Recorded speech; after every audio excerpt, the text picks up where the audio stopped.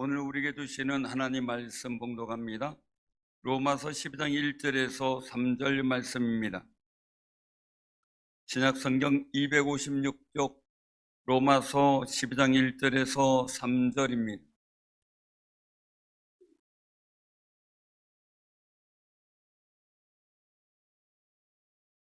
로마서 12장 1절에서 3절 봉독합니다. 그러므로 형제들아, 내가 하나님의 모든 자비하심으로 너희를 권하노니 너희 몸을 하나님이 기뻐하시는 거룩한 산제물로 드리라. 이는 너희가 드릴 영적 예배니라. 너희는 이세를 본받지 말고 오직 마음을 새롭게 함으로 변화를 받아 하나님의 선하시고 기뻐하시고 온전하신 뜻이 무엇인지 분별하도록 하라. 내게 주신 은혜로 말미암아 너희 각 사람에게 말하노니 마땅히 생각할 그 이상의 생각을 품지 말고 오직 하나님께서 각 사람에게 나누어 주신 믿음의 분량대로 지혜롭게 생각하라.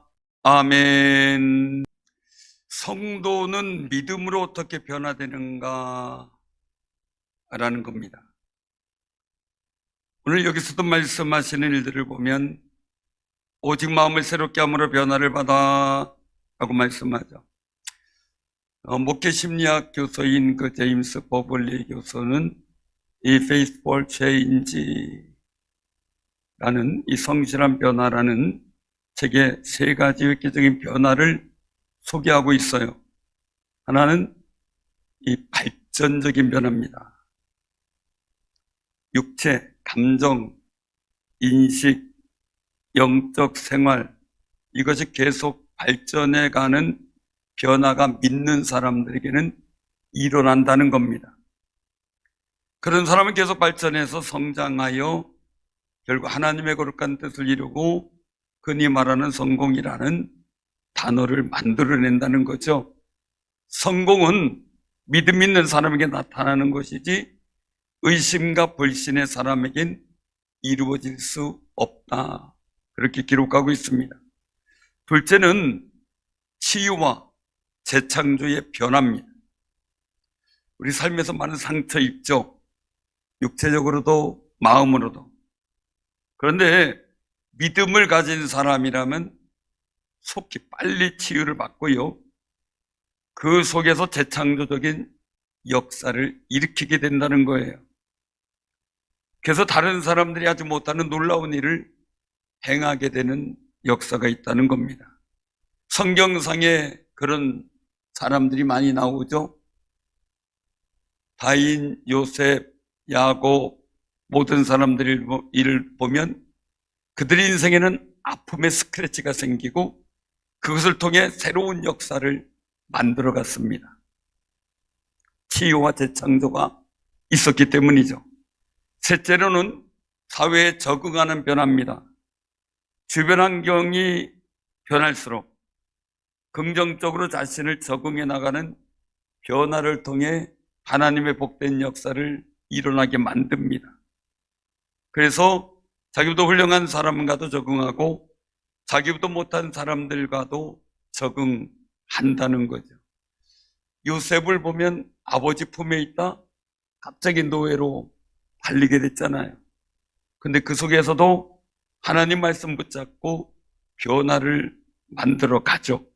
사회에 적응하는 역사를 만들어 통해서 애굽을 변화시키는 은혜를 이루었죠. 이러한 믿음의 변화들은 우리에게는 반드시 필요하다는 겁니다. 부모의 신앙의 모범이 자녀들의 믿음의 발전적인 변화를 일으킨다는 겁니다. 그래서 그 지혜로운 사람은 자기 자신을 변화시켜 나갈 결심을 하고 실천하는 거죠. 하나하나.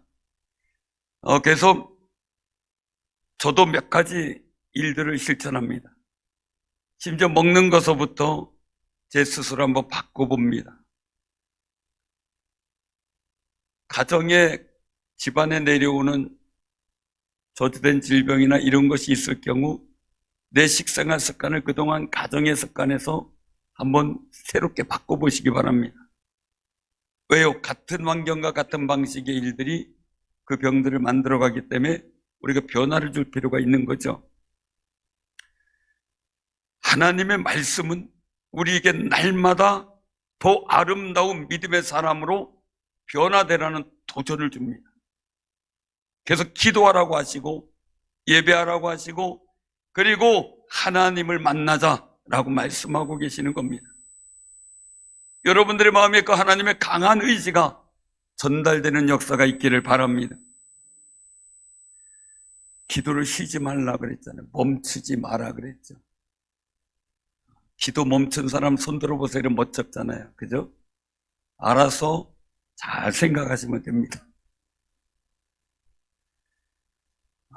훌륭한 사람이 하는 말, 훌륭한 사람이 하는 생각, 훌륭한 사람이 하는 행동 다르죠? 훌륭한 사람 하는 말과 행동 훌륭합니다. 별 볼 일 없는 사람이 하는 말 별 볼 일 없고 생각이 별 볼 일 없고 행동도 별 볼 일 없다고 그렇게 말합니다. 악한 사람의 그 말과 행동이 생각이 악하다는 겁니다. 사랑하는 성도님들, 존귀한 자는 존귀한 일을 합니다.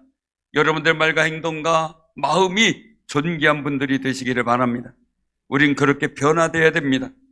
그렇다면 내가 훌륭한 사람 되기 위해서 말과 행동, 말과 생각과 행동, 습관 더 훌륭해지고 더 아름다워지도록 변화되어야 됩니다. 복 있는 말, 복 있는 생각, 복 있는 행동, 복 있는 습관에 그 모든 마음이 넘쳐날 때 복 있는 인격이 됩니다. 내가 변해야 한다는 거지요. 세상은 바뀝니다. 너무 많이 바뀝니다.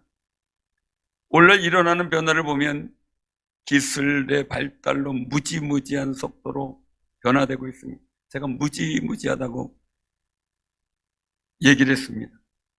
신제품이 나왔는가 싶으면 사놓으면 바로 구형 모델이 되잖아요. 이제 이거 놀랄 일이 아니에요. 당연한 게 돼버렸어요.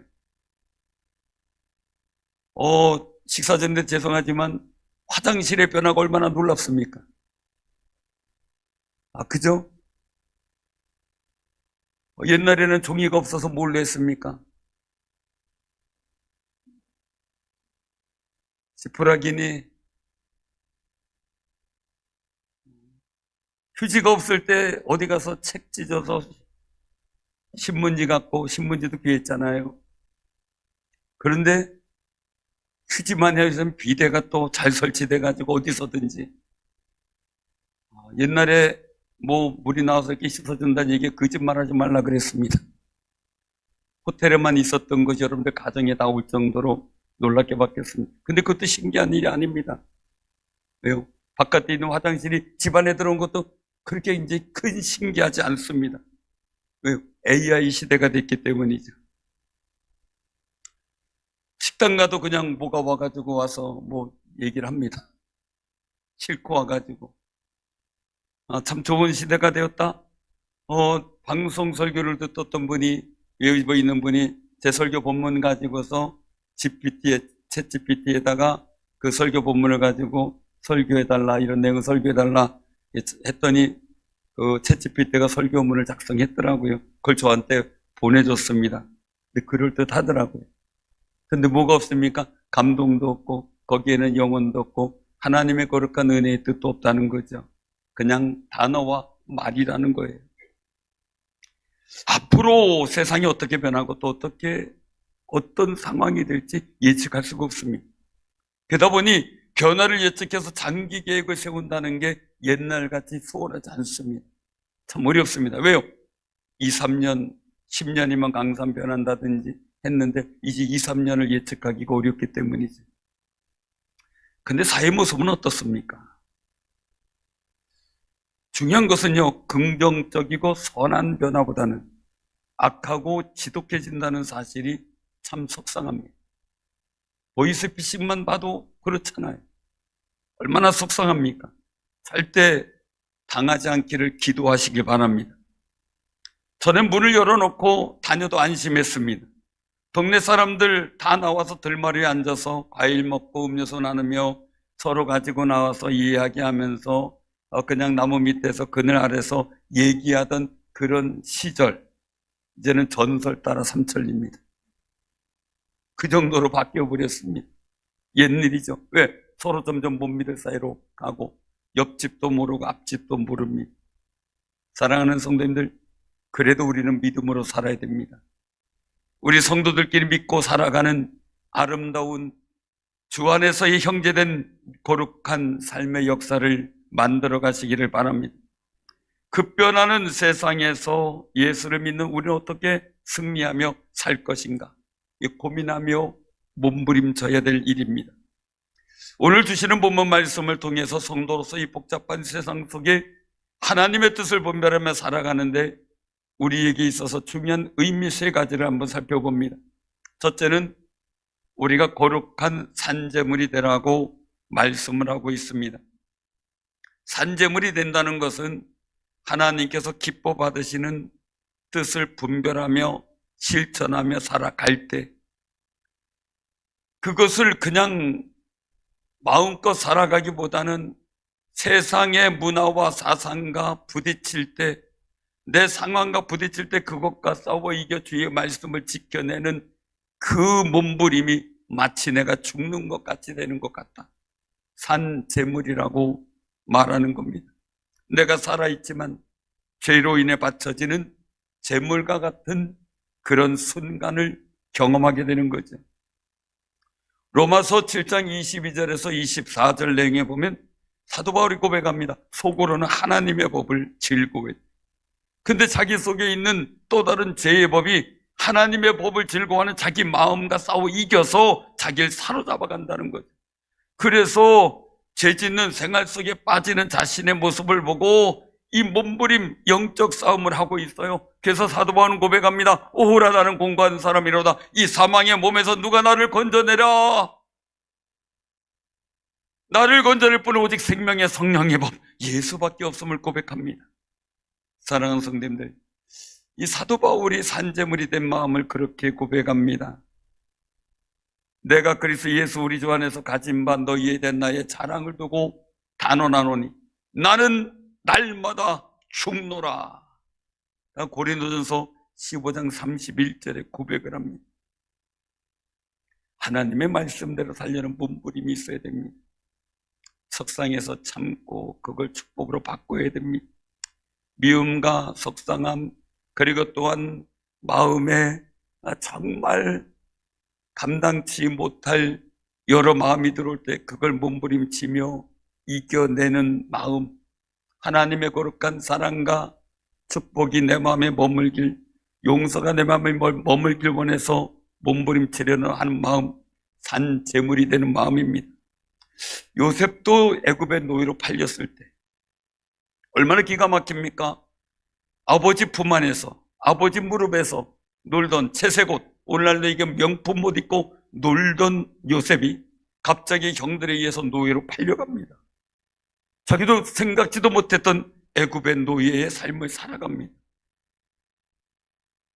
요셉은 그런데 그 노예 환경에서 하나님의 말씀으로 단련되기 시작합니다. 그리고 하나님이 함께 하심에 형통한 자가 되어라는 거룩한 수식어를 만들어냅니다. 형들을 용서하려고 얼마나 몸부림쳤겠습니까?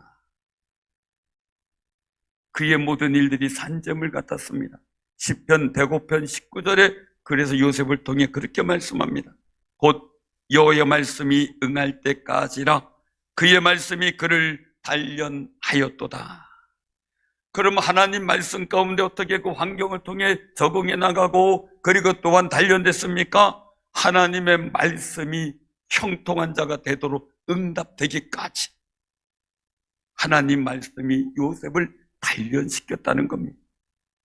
하나님의 말씀이 지금 여러분들을 단련시키는 기간인 줄로 믿습니다. 우리 옆에 분들한테 인사 나누세요. 제대로 단련됐지만 제대로 단련됐습니다. 이왕 당하는 어려운 아픔이라면 고난이라면 하나님 말씀에 단련되기 위해 성경의 말씀대로 살기를 소원하며 몸부림치며 묵상하며 하나님 앞으로 나아갈 때 우리는 변화된 놀라운 역사를 보게 되고요. 그리고 또 하나님께서 단련된 모습으로 세상에 서게 하는 놀라운 은혜가 임할 줄로 믿으시길 바랍니다. 둘째는 하나님께서 선하고 기뻐하시는 뜻이 무엇인지 분별하라는 거예요. 되는 대로 내 생각대로 마음대로 살아가는 게 아니라 진정한 산재물이 된 성도가 되려면 분명한 삶의 원칙, 즉 복음의 원칙이 있어야 한다는 겁니다. 여러분도 어떤 원칙을 갖고 살아갑니까?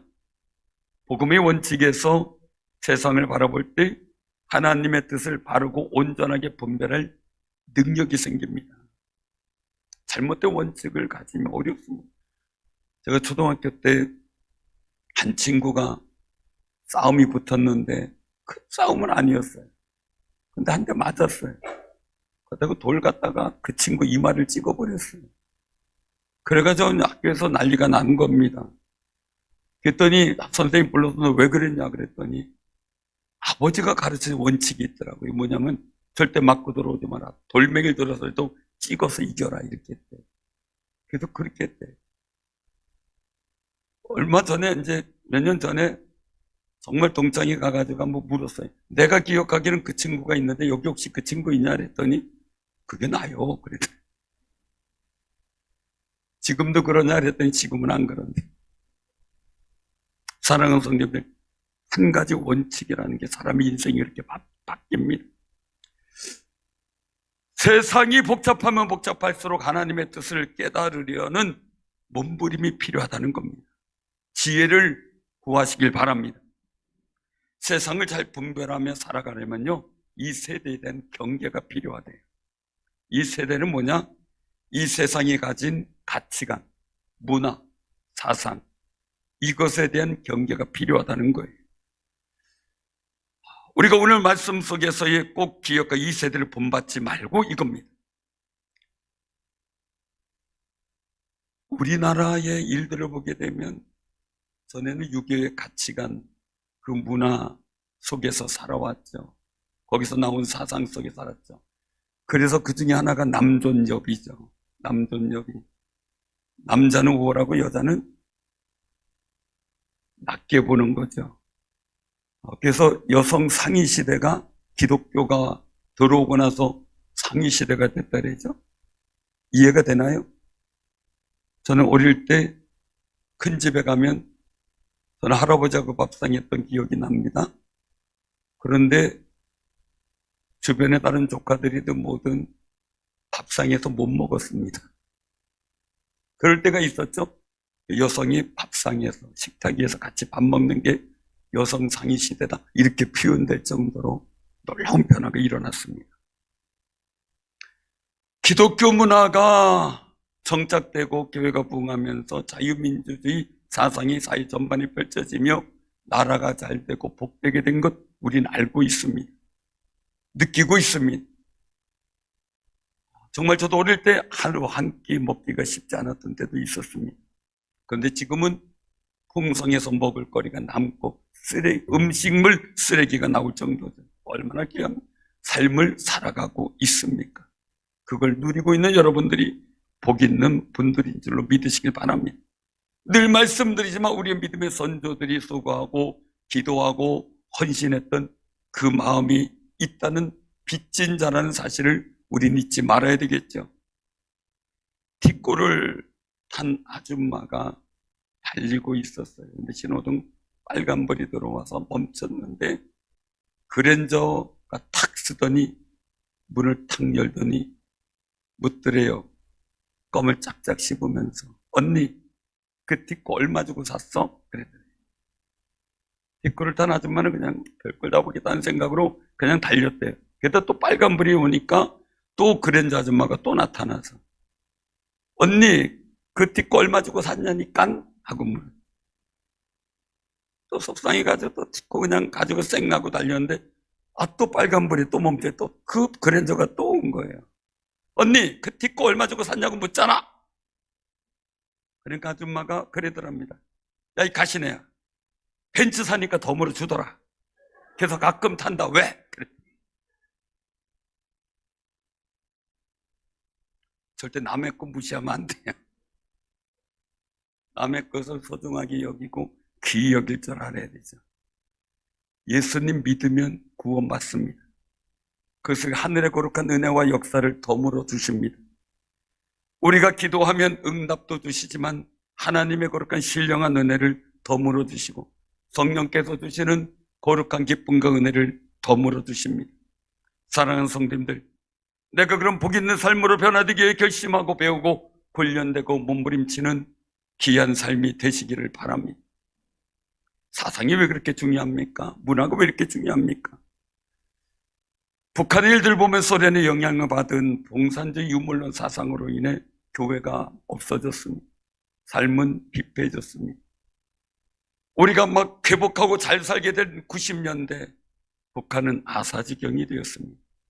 거기서 공산당원만 사람이고 그 외의 사람은 먹여주기만 하면 되는 개와 돼지가 같다라는 사상으로 인간 존엄성이 사라진 세상입니다. 그런 사상을 우리나라에 정착시키면 안 되는 겁니다. 그런 세대를 국민이 성도가 본받아서도 안 됩니다. 동성애를 차별하진 않습니다. 그러나 동성애 문화나 행사는 경계해야 될 이유가 있습니다. 왜요? 소돔과 고모라가 멸망할 때 사회 문화가 동성애 문화였기 때문입니다. 그리고 물질 사상으로 암모니즘에 빠져 있었기 때문입니다.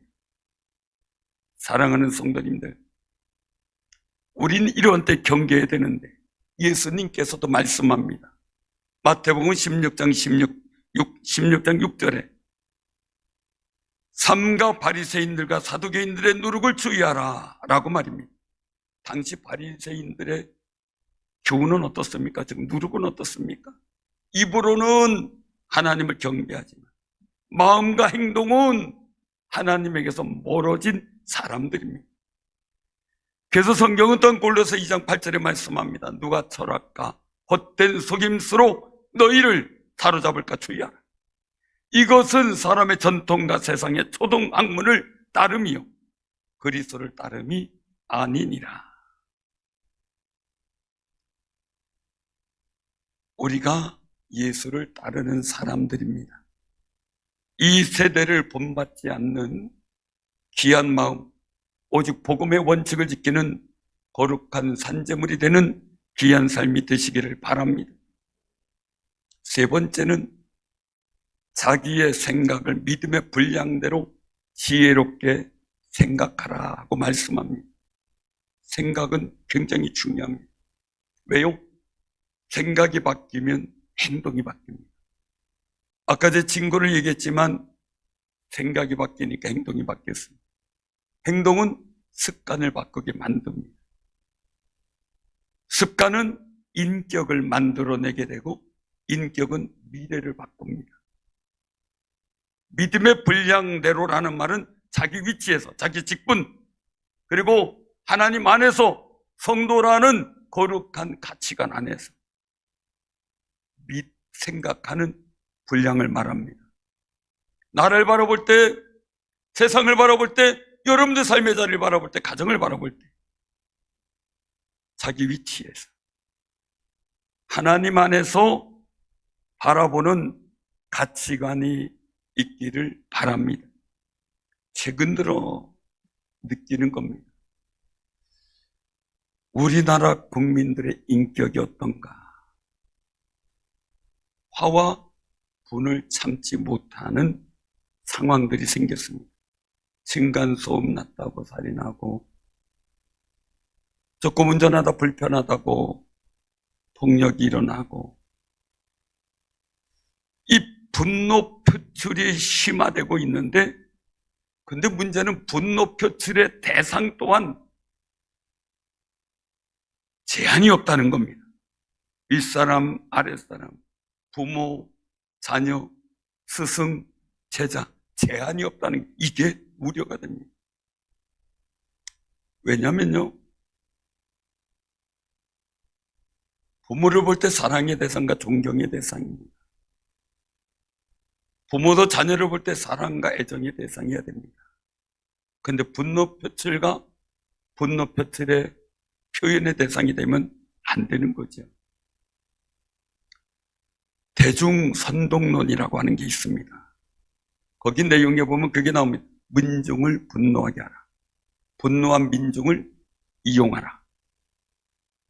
요즘은 그런 말이 좀 나돌고 있습니다. 분노하고 행동하라.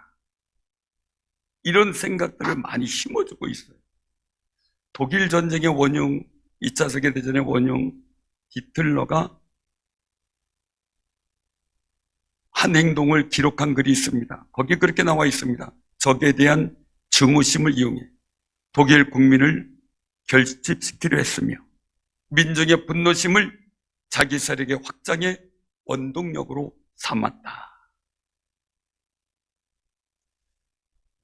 언젠가서부터 우리의 일들이 이렇게 많이 바뀌었는지 한번 생각을 다시 한번 해보게 됩니다. 우리나라는 굉장히 못 사는 나라였습니다. 그때 농한기 때 그냥 슬퍼먹고 마시고 지정하고 싸움하고 노름하고 그런 생각을 바꾼 게 우리도 잘 살 수 있다는 거였습니다. 하면 된다, 불가능은 없다였습니다. 잘 살아보세, 우리도 한번 잘 살아보세 생각을 바꾸었습니다. 그리고 새벽 정의훈련의 새 아침에 발간해 너도 나로 일어나 새 마을을 가꾸세. 마을을 청소했습니다. 그리고 이약화만 다니는 길을 스스로 땅도 내놓고 확장하며 버스가 들어오게 만들었습니다. 나라가 해주는 게 아니라 그 마을 주민들 스스로가 일어나 있습니다.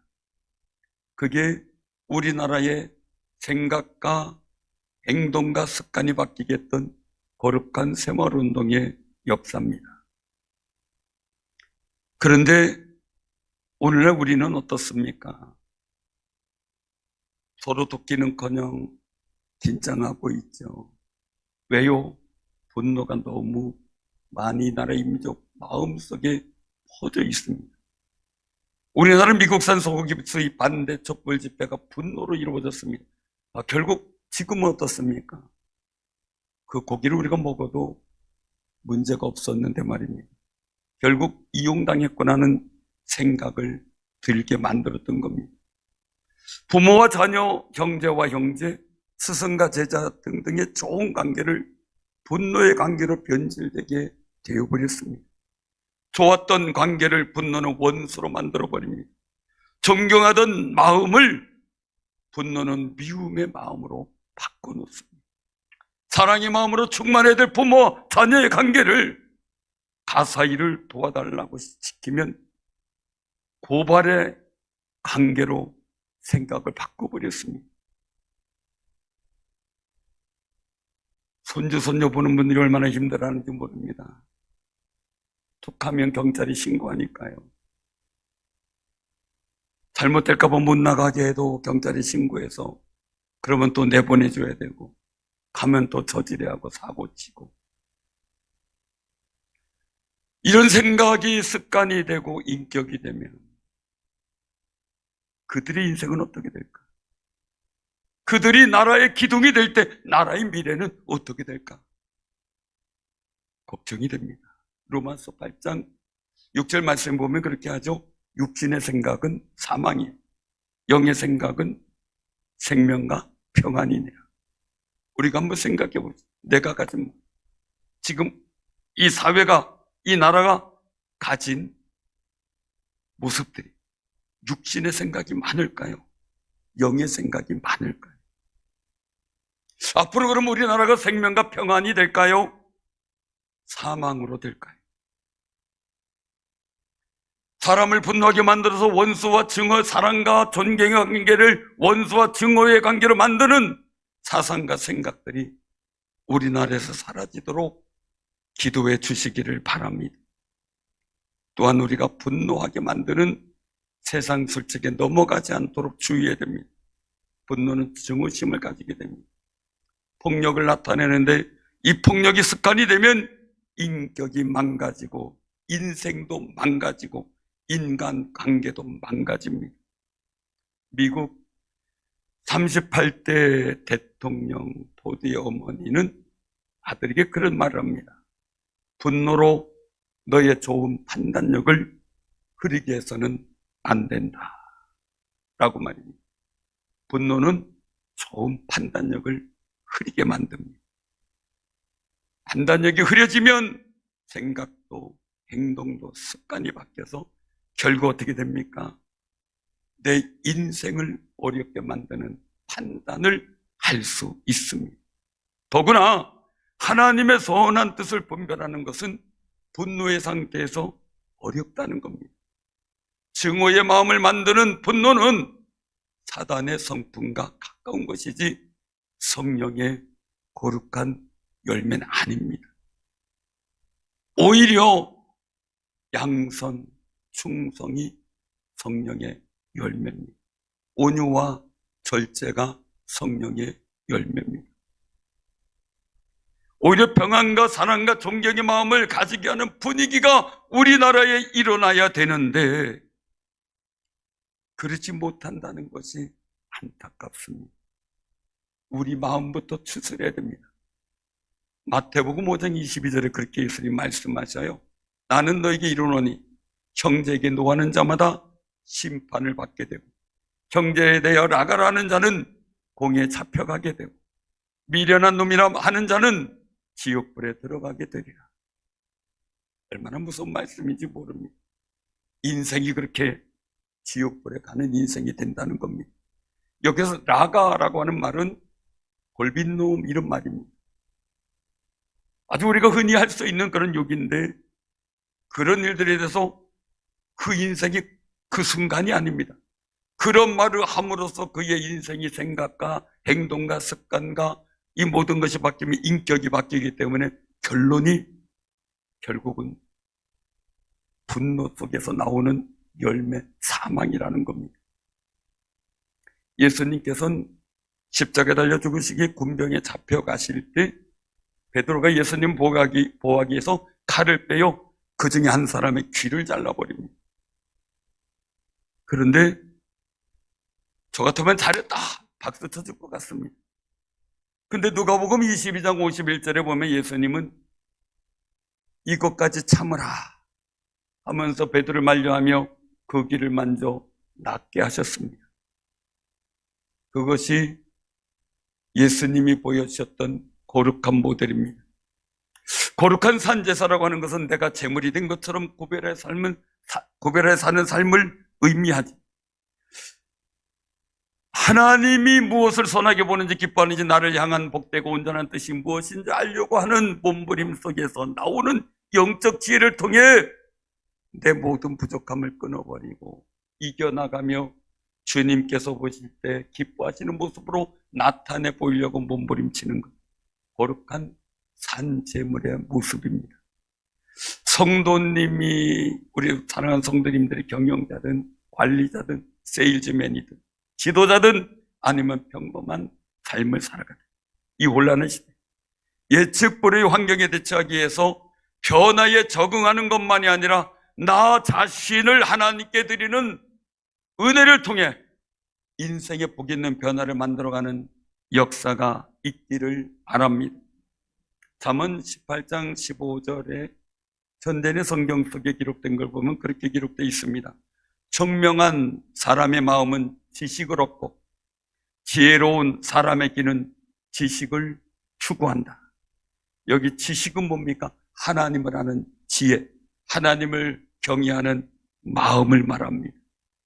하나님을 경외하는 마음이 여러분들의 마음에 상실되지 않기를 기도하시길 바랍니다. 그런데 분노와 절망은 이 하나님을 경외하는 마음, 하나님을 아는 지식을 상실하게 만듭니다. 변화에 대해 긍정적인 태도가 필요한 거죠. 비록 모든 변화가 다 좋은 것은 아니지만 어떻게 변화될지 우리에겐 선택의 자유가 있습니다. 우리는 자유롭게 우리의 태도를 정할 수 있습니다. 그 판단과 선택을 위해서 에베소 4장 23절에 말씀합니다. 마음과 정신이 새롭게 되라. 먼저 그게 필요하다는 겁니다. 먼저 그게 우리의 삶의 자리에서 변화가 직면하게 될 때 그 변화를 잘 수용할 수 있어야 되겠죠. 그렇지 않으면 부정적인 분노와 감정을 터뜨리게 됩니다. 사랑하는 성님들, 한 주간을 시작합니다. 여러분들 한 주간 동안 한번 그런 기도를 해보시기 바랍니다. 하나님 한 주간을 주께 맡깁니다.